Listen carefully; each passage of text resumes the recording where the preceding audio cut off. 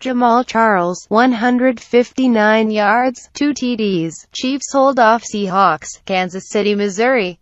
The old offensive line coach and Andy Reid could appreciate the way the Kansas City Chiefs pried open holes for Jamaal Charles to run free against Seattle on Sunday.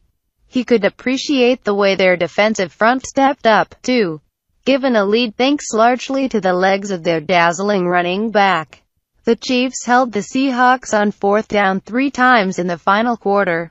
The result was a tense 24-20 victory that pushed Kansas City into a first-place tie with the Denver Broncos in the AFC West. "We're sitting there with 3 fourth-down plays late in the game," Reid said, "and they stepped up and did a phenomenal job there getting off the field." As for Charles, who finished with 159 yards and 2 touchdowns, "He's Jamaal Charles," Reid said. "He's a special player." Russell Wilson threw for 178 yards and 2 TDs for the Seahawks.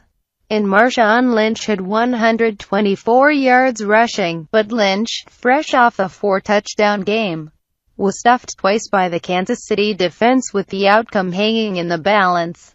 The Seahawks' last-chance drive ended when Wilson threw incomplete on 4th and 18 at their 20-yard line with 1:13 left.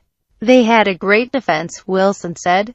"They just made a great play." The Chiefs' first fourth-down stop came with about 6 minutes to go.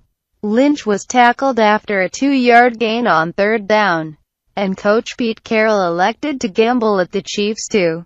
Wilson saw Doug Baldwin in the corner of the end zone but badly overthrew him.